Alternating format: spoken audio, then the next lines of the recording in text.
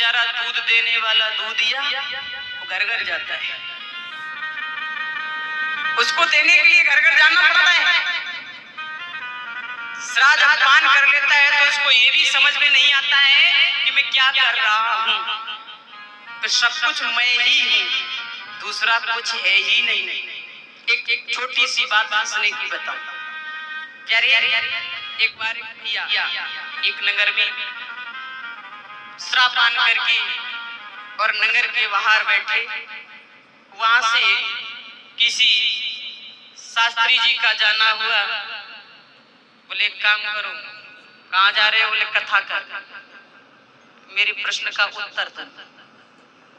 अब जो कथा प्रवक्ता है वो तो ये सोचेगा इस मूर्ख आदमी से क्यों लगे, इससे तो अच्छा है कि हम अपना किनारा बना के निकल जाए।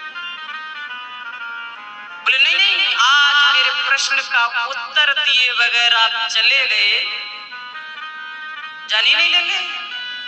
और जब आदमी बेबस हो जाता है तो रुकना भी पड़ता है, सुनना भी पड़ता है। कभी कभी ऐसा भी हो जाता है महाराज जी, अगर चोरों के बीच में फंस जाओ तो साहूकार नहीं हुआ चोर बनना ही पड़ेगा, जब ही निकल पाओ। अब बोले नहीं, मेरे प्रश्न का उत्तर दो। प्रवचन करने वाला प्रवक्ता, भैया बताओ, मैं वैसे आपके उत्तर को क्या दे सकता हूँ, फिर भी तुम कहते हो तो कोशिश करेंगे। ये बताओ दुनिया में सबसे बड़ा कौन है? प्रश्न भी अच्छा है। ऐसा नहीं है कि शराब पान करने वाले के अंदर बुद्धि नहीं होती है, बुद्धि तो खूब होती है, लेकिन बस वो अपने आप को समझ नहीं पाता है, अपने जीवन में उतार नहीं पाता है, बस इतना है। प्यारे बोले सबसे बड़ा जीवन में कौन है? अब प्रवक्ता वो तो भगवान को मानता है, उसने कह दिया भैया मेरे हिसाब से अगर देखा जाए तो वो हरि नारायण है जो सब में विराजमान है। वो नारायण है, क्षीर सागर में सोवे शिष्या पे। अरे तुम कहते हो अगर वो बड़ा है तो बताओ शेष नांग पे क्यों पड़ा है? बात तो चौकी बोली ना। तो भैया पंडित जी बोले तो ऐसा करो, शेष नांग बड़े होंगे, तुम्हारे हिसाब से चल लेते। बोले एक बात बताओ, शेष नांग बड़े हैं तो बताओ शंकर के गले में काहे पड़े? तो भैया शंकर जी बड़े हैं, तेरे मुंह खोल लगे, इससे अच्छा है कि निकल जाए। बोले शंकर जी बड़े हैं। बोले अच्छा, शंकर जी बड़े हैं तो एक बात बताओ भक्तन के चक्कर में काहे पड़े? ये भक्तों के चक्कर में काहे पड़े?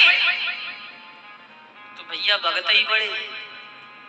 बोले अगर भगत बड़े हैं तो एक बात बताओ ये रुपया के चक्कर में काहे पड़े? तो भैया मैं तो हार गया, अब तुम ही बता दो कौन सबसे बड़ा?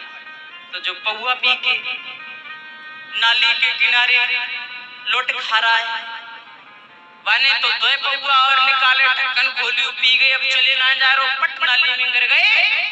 तो कहा बोले कि दुनिया में वही सबसे बड़ा जो पहुआ पी के नाली में पड़ा। कहने का मेरा मतलब ये है, कहने का भाव ये है कि जो शराब पान कर लेते हैं फिर उसके आगे कोई बड़ा होता नहीं है, और जब उतर जाए सवेरे तो भैया अपनी बात चाचा ताऊ सब सही।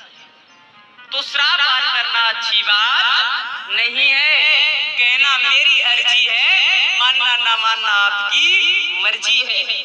न जाने कितनी मेरी माताएं यहाँ बैठी होंगी जो परेशान होंगी, जो इस बात में परेशान होंगी क्या करें, घर में जब भी आते हैं तो पी के आते हैं, कलह करते हैं, जीवन नरक बना दिया। क्यों? उस शराब ने बना दिया। यहाँ कलयुग का वास।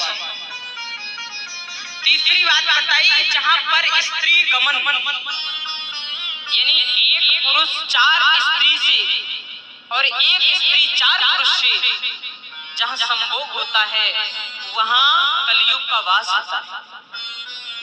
और चौथी बात बताई है प्यारे कि सोने में भी कलयुग का वास है।